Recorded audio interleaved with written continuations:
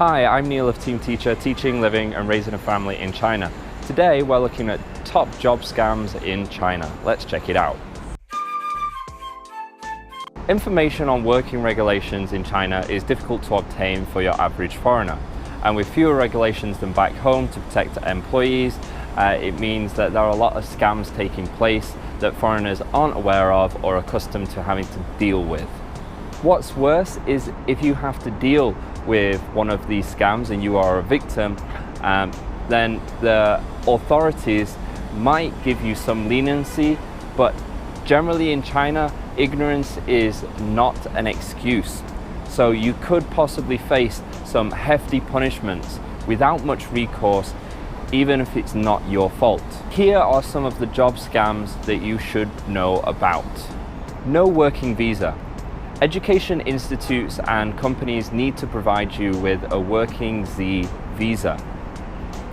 The scam is that some education institutes and companies try to get you to work on a tourist visa, an L visa, or a business M visa, and these business visas are for only short-term work. Protection. The visa that you get will show you what type of visa you have by the letter, the L being tourist, Z being work, and M being business. And we'll put a link below so you can have a look through the different visa types as well.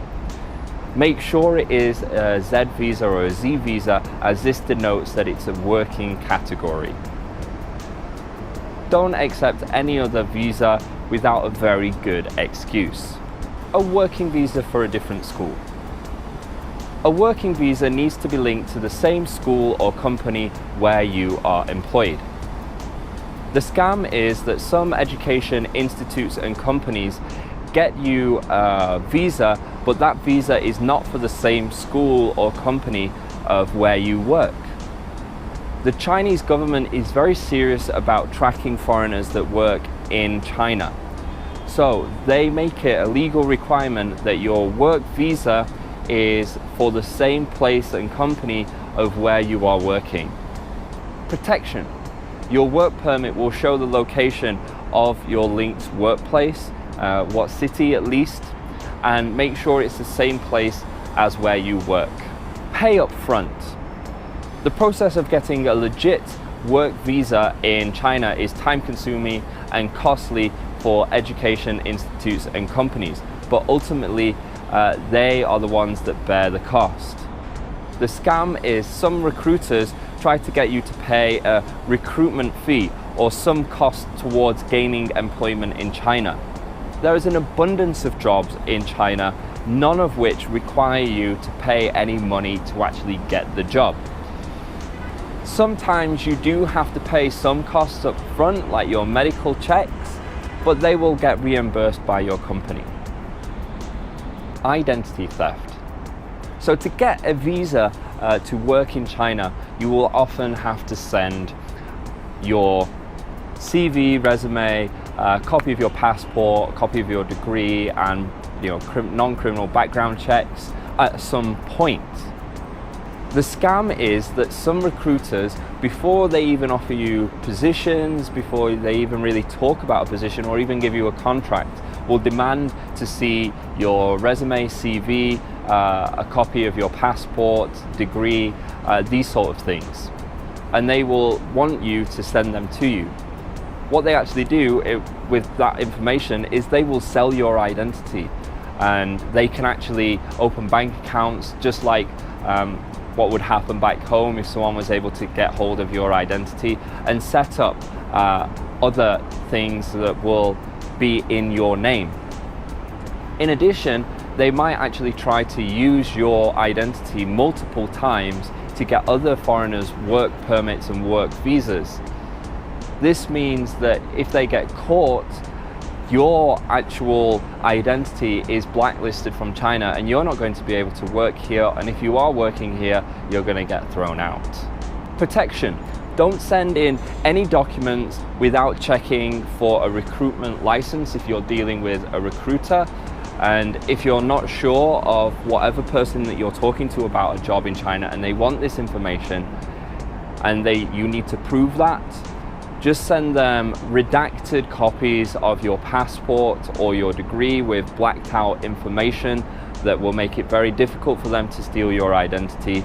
For your CV, make sure you don't put your full name and just put it like Neil Teacher. Perpetual probation. A probation period is normal in most countries and most jobs even in China. It's to make sure employers have an adequate time to assess your performance and see if you're right for the job. The scam is that education institutes and companies pay less sometimes here during your probation period in China, but they will increase your pay once it's completed.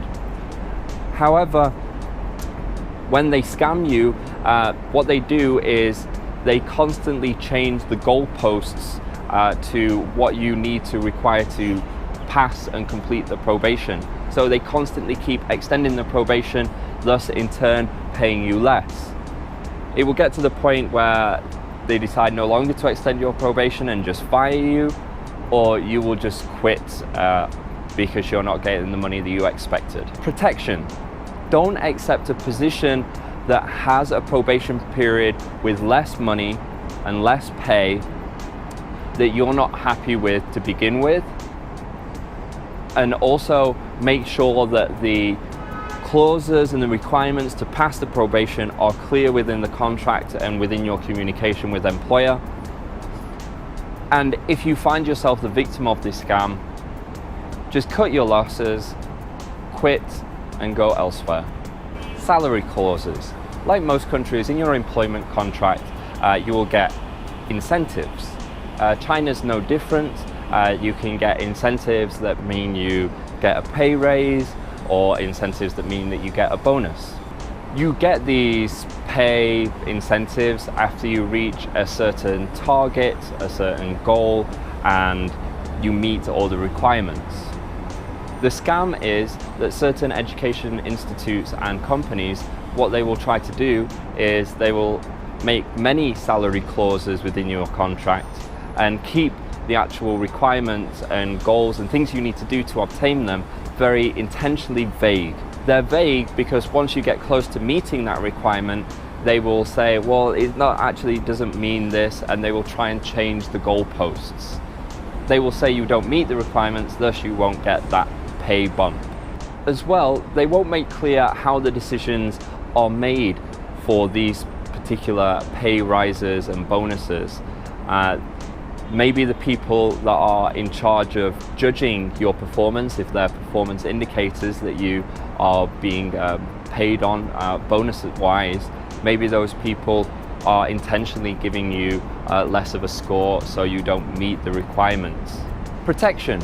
Make sure that the salary clauses are clear and binding within your contract. If there are criteria for you to meet, make sure that you know how you will be assessed, who will be assessing you, and how you can talk about your assessments so you can make sure that you get those salary bonuses during the course of your contract.